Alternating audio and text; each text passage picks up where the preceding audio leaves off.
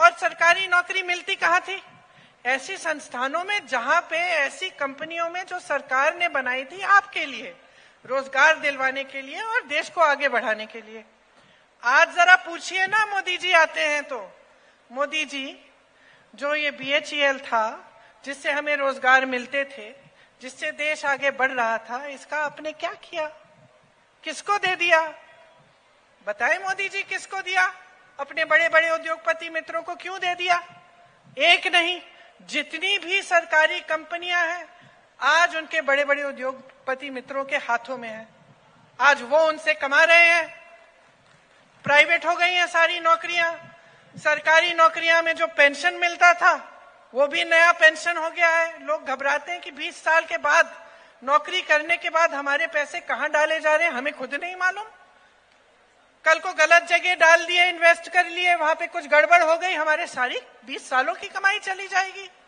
आज सरकारी जो अधिकारी है, जो कर्मचारी है, क्या कहता है? हमें पुरानी पेंशन दे दीजिए, हमें सिर्फ अपने पैसे जो हमने कमाए, जो हमारी हर महीने आपने हमसे काटे, वो हमें अंत में दे दीजिए, हम खुद इसका ध्यान रख लेंगे, हम खुद इसकी हिफाजत कर लेंगे। ये लोग क्या कहते हैं? नहीं नहीं भैया, बहुत पैसे लग जाएंगे, बहुत पैसे लग जाएंगे। तो ये जो सरकारी कंपनियां हैं, ये आपने क्यों सौंप दी अपने दोस्तों को कौड़ियों के दाम पे? तो बहुत पैसे लग जाएंगे हमारे पेंशन में, किसानों के कर्ज दिलवाने में। तो फिर बताइए, आप इन बड़े बड़े हवाई जहाजों में उड़ रहे हैं मोदी जी।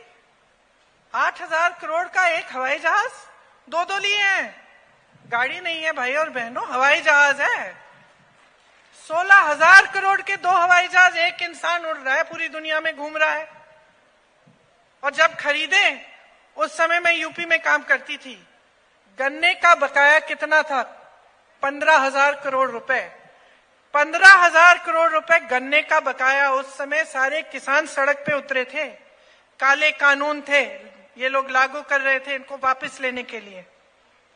इनकी कोई सुनवाई नहीं हुई। जो गन्ने का बकाया देना था, उससे तो आपने हवाई जहाज खरीद लिए अपने लिए। आप हंस रहे हैं, लेकिन ये तो रोने की बात है, रोने की बात है भाई। आपको गुस्सा चढ़ना चाहिए, गुस्सा चढ़ना चाहिए कि ऐसे प्रधानमंत्री हैं जो बड़ी बड़ी बातें करते हैं। मीडिया में आप खूब देखते हो, टीवी पे देखते हो, मेरे भाई यहाँ हैं, मुझे नहीं दिखाएंगे, लेकिन प्रधानमंत्री जी को जरूर दिखाएंगे।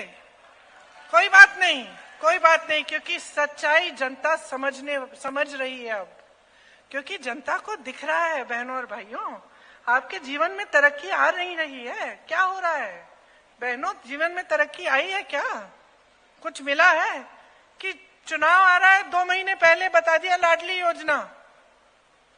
2 महीने पहले बताया ना कि आप लाडली हैं। क्यों इससे पहले लाडली नहीं थी? इससे पहले गरीब नहीं थी, इससे पहले संकटों का सामना नहीं कर रही थी, इससे पहले संघर्ष नहीं कर रही थी, कि आज आप लाडली बन गई हैं। मुझे याद आता है, मेरी एक सहेली थी, हम जब छोटे थे, बचपन में साथ में स्कूल में थे, उसकी शादी हो गई। शादी हो गई एक ऐसे परिवार में जिसके मुखिया बड़े कंजूस थे। जब भी कुछ देना होता था, कुछ नहीं देते थे परिवार को। बेचारी खुद अपना कुछ जुगाड़ करके अपना कुछ कर लेती थी जब जरूरत पड़ती थी। जब भी मांगे, या जो उसके पति मांगते थे, या कुछ कोई मदद हो जाए, दिवाली है कुछ, तो सारा खर्चा पति उठाए, सारा खर्चा खुद उठाई, मुखिया कुछ देते नहीं थे। एक दिन बड़ी खुश होके मेरे घर आई, 18 साल बाद बड़ी खुश होके मेरे घर आई, बोलने लगी कि यार आज तो बड़ा गजब हो गया। मैंने क्या हुआ? कहती है, मेरे जो ससुर जी हैं, उन्होंने कहा कि भाई खाता खोल दो, आज से हर महीने तुम्हें हम पैसे देंगे। कहानी है। अब बताओ बहनों, आपकी ऐसी सहेली हो जिसकी शादी ऐसे परिवार में हो जाए जहां मुखिया कुछ नहीं देता, 18 साल से बेचारी सर पीट रही है, खुद सारा जुगाड़ करती है अपने पति के साथ।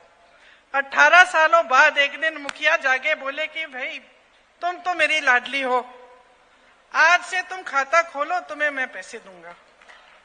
तो तुम क्या कहती उससे? क्या कहती? तुम यही कहती ना, ध्यान रखो, इसमें कुछ चाल जरूर होगी। अगर आपको हमारा वीडियो पसंद आया तो लाइक, शेयर, कमेंट, सब्सक्राइब करें, बेल आइकन का बटन दबाएं, हमारी वेबसाइट swdeshlive.com पर जाना ना भूलें।